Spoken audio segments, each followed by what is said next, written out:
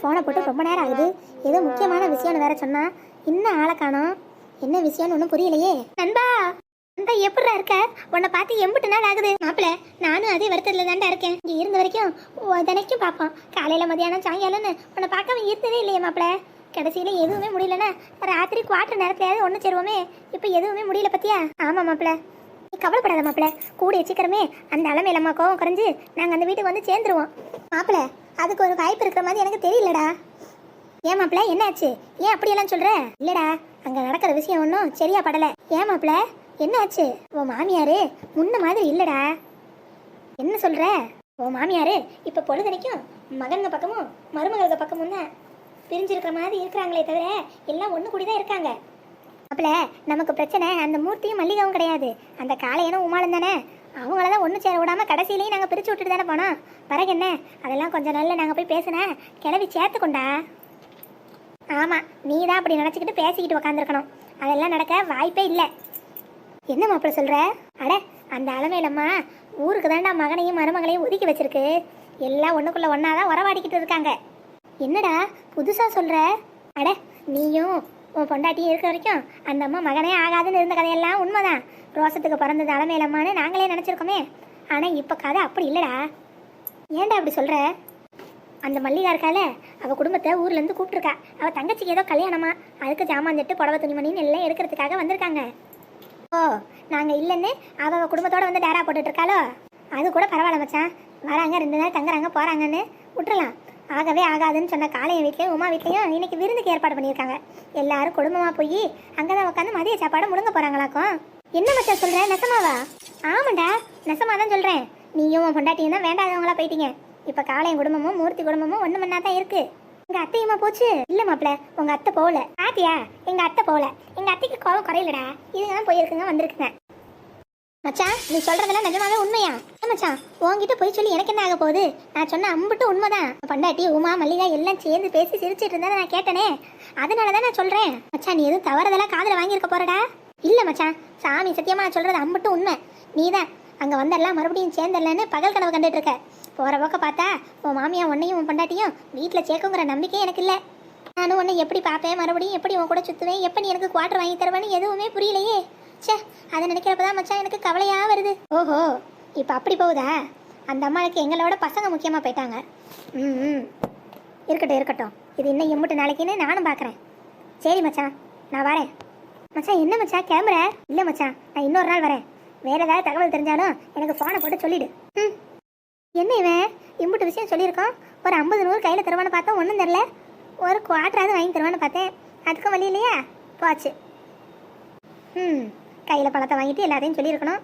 முன்னாடியே சொன்ன வாசி கண்டுக்காம போகிறான். அடுத்த வாட்டி பார்த்துக்கிறேன்டா, அடுத்த வாட்டி உன்னை பார்த்துக்கிறேன். எம்பிட்டு அடித்தாலும் போக இடம் இல்லாமல் இங்கேயே இருப்பேன்னு நினச்சிட்டாங்க போல. எனக்கு என்ன போக இடமா இல்லை? நிர்மலா நில்லுமா, பொம்பளைக்கு எம்பிட்டு கோவம் ஆகாது, கொஞ்சம் நில்லு. உன்னை போக விட மாட்டேமா. என் மாமன் வரட்டும், அப்புறம் எதுனாலும் பேசிக்குவோம். நீங்க தான் இருக்கணும். மரியாதையா வழியை விடுங்க சொல்லிட்டேன். தேவையில்லாம என் கோவத்தை இன்னும் அதிகப்படுத்தாதீங்க. அப்புறம் நான் மனசியா இருக்க மாட்டேன், உங்க மரியாதை கெட்டுடும். பரவாயில்லம்மா, நீ என்ன வேணா பேசி, என்ன வேணா திட்டு, ஆனா உன்னை இங்க இருந்து விட மாட்டேன். என் மாமன் வரட்டும், அப்புறம் 2 பேரும் சேர்ந்து ஒரு முடிவெடுங்க. நான் இம்புட்டு தூரம் சொல்றேன், உங்க மகன் கிட்ட நீங்களே சொல்லிக்கோங்க. நான் சொல்லணும்னு எந்த அவசியமும் கிடையாது. போக போக்கடம் இல்ல. இப்ப ஆத்தாக்காரி துரத்திட்டான்னு ஆளாளுக்கு என்ன பந்த அல்ல நினைச்சீங்களோ? எங்க அம்மாக்கு என் மேல இருக்க கோவலாம் 5 நிமிஷம் தான். 50 நாள் வரைக்கும் நீடிக்கும்னு கனவுல கூட நினைக்காதீங்க. 5 நாள் கழிச்சு எங்கள் அம்மா என் மனசை தான் தேடி அலையும். என் அம்மா மனசு எனக்கு தெரியும், என் மனசு எங்கள் அம்மாவுக்கு புரியும். நான் இங்கே கஷ்டப்படுவேன் எங்கள் அம்மாவுக்கு தெரியும். நான் எப்போ வருவேன்னா எங்கள் ஆத்தா காத்துக்கிட்டு கிடக்கும்.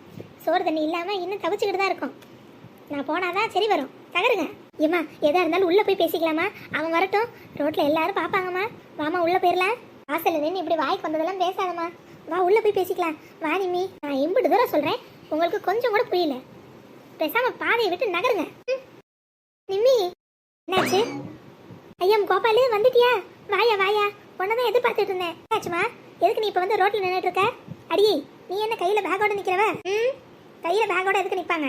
நான் கிளம்பி ஊருக்கு போறேன். எந்த ஊருக்கு? என்ன எனக்கு போக போக்கடல நினைச்சீங்களா? ஏன், நான் எங்க ஆத்தா வீட்டுக்கு போறேன். இங்க இருந்து வேலைக்கார பழப்பு பழைக்கணும்னு எனக்கு ஒன்றும் அவசியம் இல்லை. ஏன் கோபாலு, ஒன்றும் இல்லையா?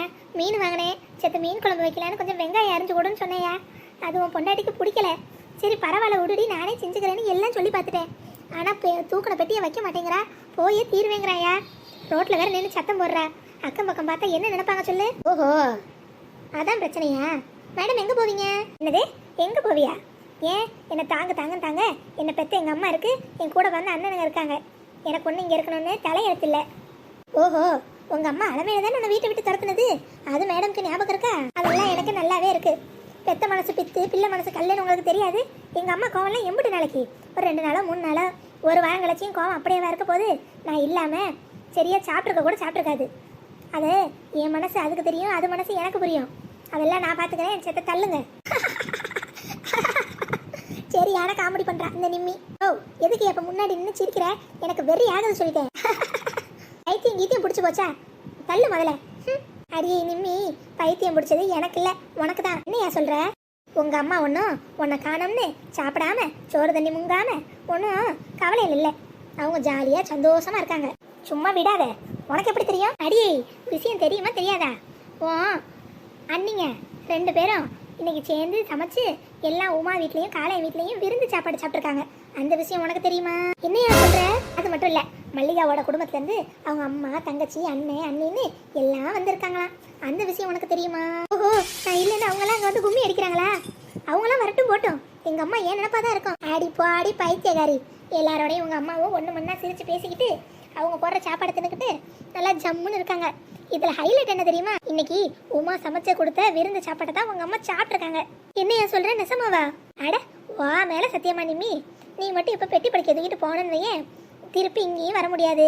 வந்தாலும் உன்னை யாரும் வீட்டுக்குள்ள சேர்க்க மாட்டோம். அங்க போனாலும் உன் அண்ணன்களும் அண்ணிங்களும் உங்க அம்மாவும் உன் மேல செம்ம கோவத்துல இருக்காங்க. நீ 2க்கும் போக முடியாம நடுத்தெருல தான் நிக்கணும்.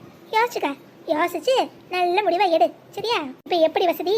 உங்க அம்மா வீட்டுக்கு போறியா, இல்ல உள்ள போய் வெங்காயம் அறியறியா? ஏமா, கையில என்ன மீனிய குழம்பு வைக்க போறேன், அது அப்படியே அவள்கிட்ட கொடு. இல்லையா, இருக்கட்டும், கொடுமா. இங்க பாருடி, சொல்லுங்க. இந்த மீனை நல்லா சுத்தமா கழுவி குழம்பு வச்சு நல்லா ரோஸ்டா வறுத்து வை. மாமன் போயிட்டு 1/2 மணி நேரத்துல வந்துடுவேன், சரியா? கூட மாட இருந்து சொல்லி கொடு. இவளுக்கு ஒன்றும் வைக்க தெரியாது. கழுக்கிற கோவத்துல குழம்புல காட்டிட போறேன். நான் பாத்துக்கிறேயா, நீ போயிட்டு வா. ஒழுங்கா உள்ள வந்து சேரு, பெட்டி படிக்க தூக்கிட்டு கிளம்புறேன். இந்த அம்மாக்கு கொஞ்சம் கூட புத்தியே இல்லை. நம்ம இல்லாத நேரம் நம்மள நினைச்சு கவலைப்படுன்னு பார்த்தா மருமகளோட உல்லாசமா இருக்கா. இருக்கட்டும் இருக்கட்டும், இதுக்கெல்லாம் ஒட்டு மொத்தமா சேர்த்து ஒரு முடிவு கட்டுறேன்.